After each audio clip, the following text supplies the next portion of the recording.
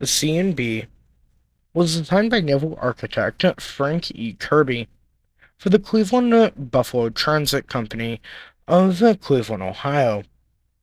She was designed for a luxury overnight service sent between Cleveland and Buffalo, New York, and the company's previous experience led it to require two basic design features for the ship. The first was paddle propulsion, which offered an increased maneuvering capability and stability in rough weather, along with more space for cabins and decks. The second was using a more expensive and much heavier compound inclined steam engine that can develop at 12,000 horsepower at low revolutions without the vibration associated with lighter vertical type steam engines.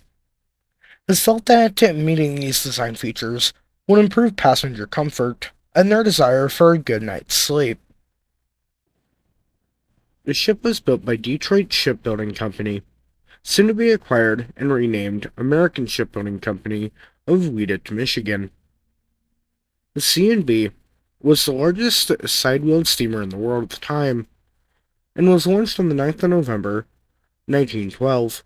According to the Interstate Commerce Commission, the ship's tonnage was 6,381 GRT and 1,500 DWT. The interior was designed by Louis O'Keel, and luxury was a key element. Passengers boarded through a mahogany-paneled lobby with a Tuscan theme. The steward's office, purser's office, telephone booths, and a stairway to the promenade deck were protected by a vestibule equipped with sliding doors. The main dining room, which was aft and extended to the rear of the ship, was paneled in mahogany and white enamel. The main dining room had alcoves with bay windows that provided some relatively private dining areas for passengers. A banquet room was on the starboard side, and two private dining rooms on the port side. A staircase led to the buffet room, below the main dining room, that was decorated in the style of an old English tavern. C&B featured a main saloon on the promenade deck that extended almost 400 feet in length. This area was subdivided into sections, including a bookshop, flower booths, an observation room, as well as separate writing rooms for men and women. A number of private parlors were constructed, each with different designs, and contained beds, a private bath, and balconies. When an orchestra played on its own balcony at the end of the main saloon, the music could be heard in the parlors, the saloon, above in the atrium, and in the ladies' drawing room. On the gallery deck was the ladies' drawing room in Italian Renaissance style, with built-in seats, and above, on the next deck, was an atrium, with sleeping rooms adjoining. Amidships on the gallery deck was the lounge, with seating and provisions for light refreshments. Passengers were accommodated in 510 rooms, of which 424 were radiation, 62 were fitted with private toilet, and 24 were parlors en suite, giving sleeping room for 1,500 persons, and capable of carrying a total of 6,000 passengers, and 1,500 tons of cargo loaded on the main deck. The ship's dimensions as built were 500 feet in overall length, 485 feet between the perpendiculars, 58 feet on the molded hull beam, 97 feet 8 inches extreme beam over guards with extreme depth of hull, and stem being 30 feet 4 inches, and 23 feet 6 inches in molded depth. The hull was entirely steel with a double bottom extending almost 365 feet, containing water ballasts, and divided lengthwise with a watertight bulkhead, and by traverse bulkheads into 14 compartments. Above that 3-foot ballast compartment, the ship was divided by 11 watertight bulkheads extending from the keel to the main deck, with hydraulic doors operating from the engine room. In total, there were 7 decks: tank top, orlop, main, promenade, gallery, upper, and dome.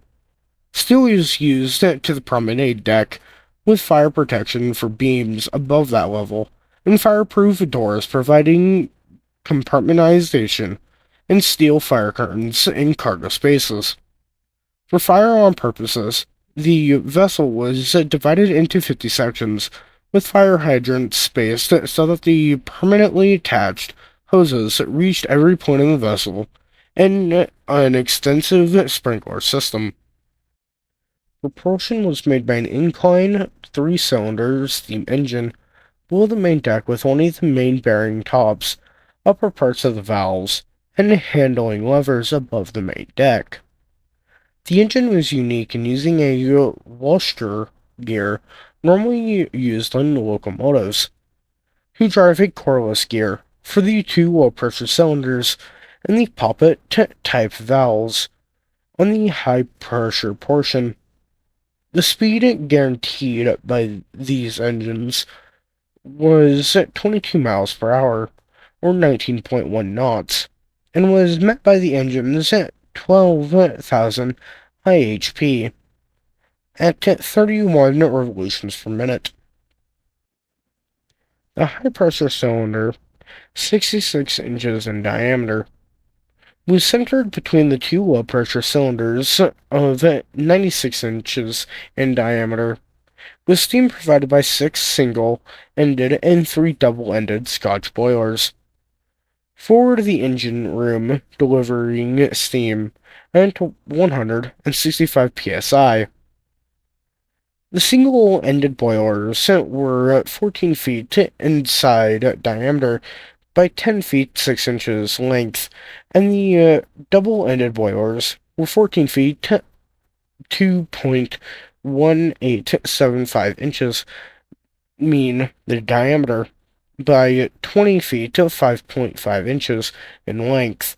The two 32 and 9-inch diameter paddle wheels each had 11 steel buckets, 14 feet 10 inches long by 5 feet wide. Due to the restricted channels on both Cleveland and Buffalo, additional maneuvering capabilities was required, and a bow rudder and steam steering engine were provided. Washed air ventilation units provided fresh air for all interior spaces, with exhaust fans for removal of foul air. 3 steam turbines drove generator sets providing electricity for 4,500 electrical lights, including the largest searchlight, 32 inches, on the Great Lakes. And the ship was extensively electrified for auxiliary functions. Over 500 telephones were on board, with one in every stateroom, the officers' quarters and booths and passenger areas, as part of a public system and a private system for use in ship operations.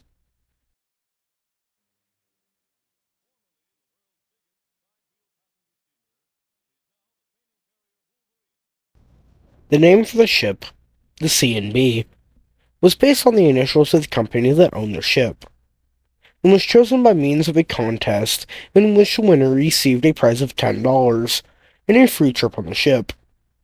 When completed, the Seeandbee left Detroit on the morning of the 19th of June, 1913, and on its maiden voyage. After stopping in Cleveland at the East 9th Street Pier, the Seeandbee then headed to Buffalo, arriving the next morning to what was called a royal welcome. While at Buffalo, the ship was open for free tours, and a reception was held for the Buffalo Chamber of Commerce by the Cleveland Chamber of Commerce, who had chartered the trip. In addition to the scheduled operation between Cleveland and Buffalo, the vessel made special cruisers to Detroit and Chicago, along with other ports on the Great Lakes.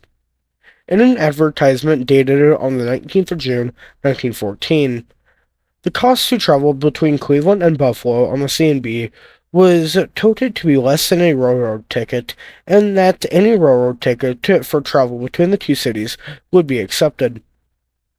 During August 1930, Seeandbee Transit issued a $10,000 challenge to prove that the Seeandbee was the fastest on the lakes.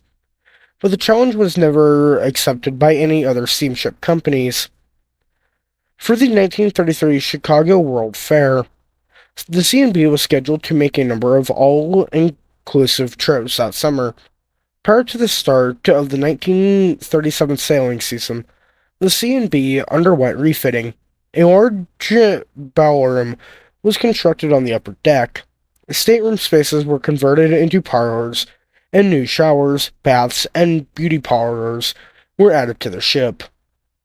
Due to heavy losses in 1938, the Cleveland and Buffalo Transit Company was liquidated in 1939, with the vessel acquired by the Chicago-based Seeandbee Transit Company.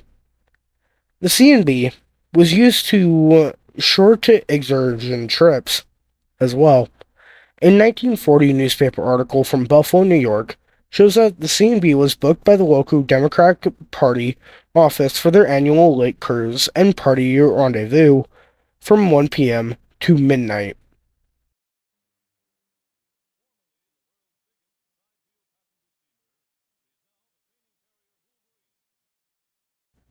In 1941, prior to the American entry into World War II, the need to be able to train pilots in aircraft carrier takeoffs and landings became an area of concern.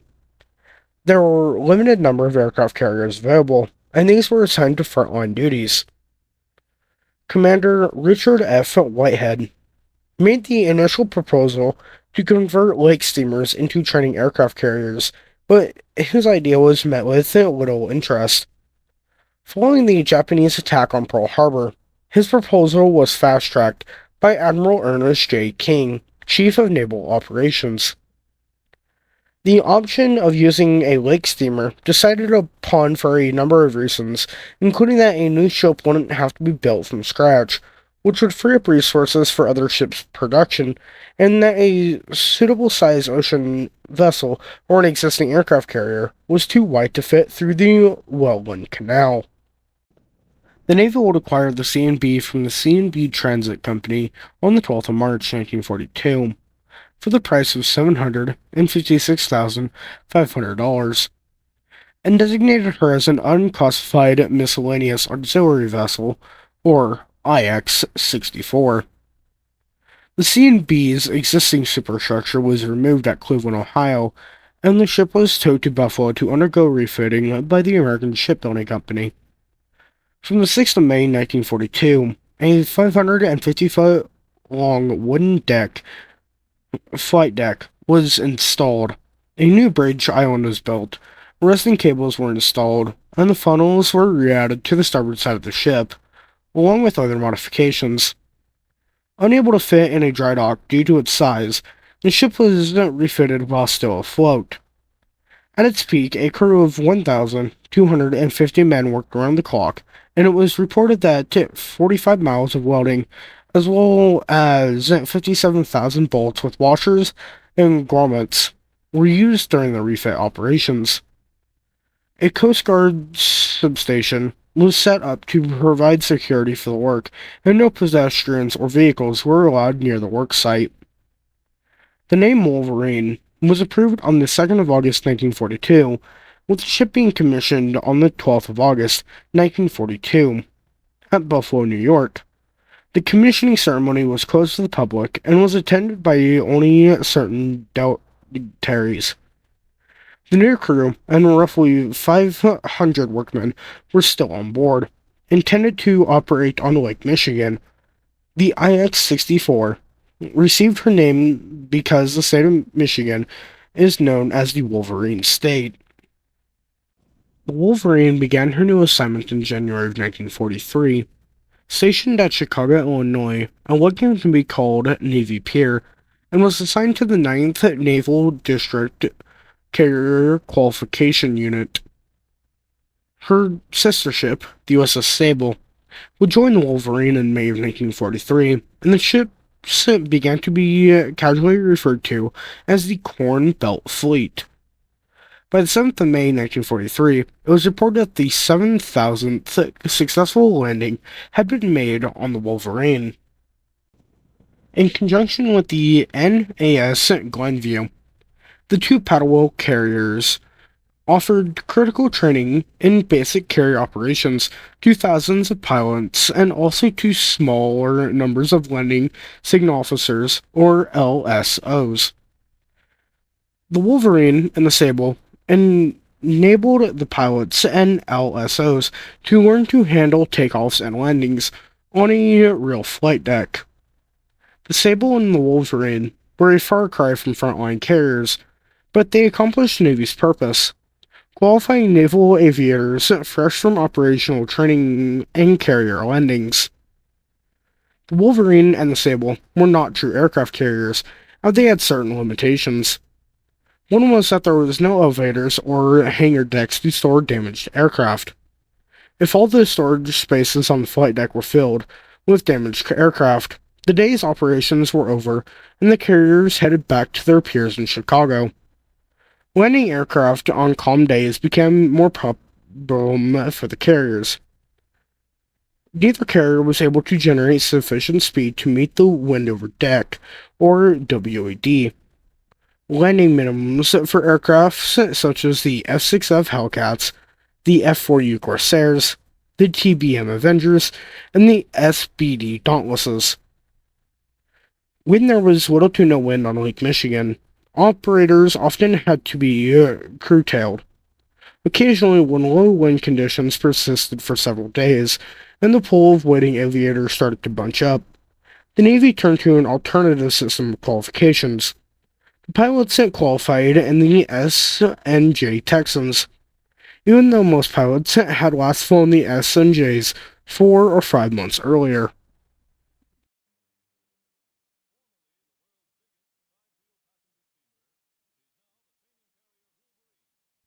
Once the war was over, the need for such training ships came to an end. The Navy decommissioned the Wolverine on the 7th of November 1945. 3 weeks later, on the 28th of November, she was struck from the Naval Vessel Register. The Wolverine was then transferred to the War Shipping Administration on the 14th of November 1945. The ship was offered to the United States citizens for either U.S. flag operation or scrapping, and was sold on the 21st of November 1947 to A.F. Wagner Iron Works of Milwaukee, Wisconsin, for $46,789 to be scrapped.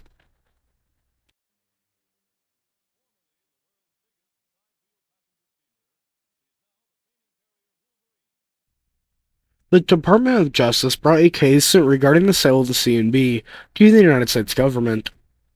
The case involved claims that the value of the ship was knowingly inflated by $257,000 by using false statements regarding the amount of time the Seeandbee Transit Company owned the Seeandbee. False statements regarding the amount invested in the ship, and submitting falsified reports that inflated the earnings produced from operating the Seeandbee. The former president of the Seeandbee Transit Company pleaded no contest and was fined $5,000. The government was able to recover the $257,000 from 5 former stockholders of the Seeandbee Transit Company, in addition to $235,981 in taxes that had been paid on capital gains. And that does bring this video to an end. However, you may see the USS Wolverine, or even the USS Sable. One thing must be taken into account, no matter who you are, or what the topic is. What the USS Wolverine and what the USS Sable did during their career would mark some of the biggest adventures any pilot would have. And these pilots would go on to fight in battles throughout the Pacific, and even throughout the Second World War, and would go on to train other pilots long after the Wolverine and the Sable would be decommissioned and scrapped. So, with that, I hope you guys did enjoy this history lesson, and I hope you guys did enjoy the video as a whole. If you guys did enjoy it, please hit the subscribe button, ring the notification bell, leave a like, and leave a comment down below if you guys have anything to say about the ship. or a request for another video. And with that, I thank everybody for watching, and I'll see you all in the next one.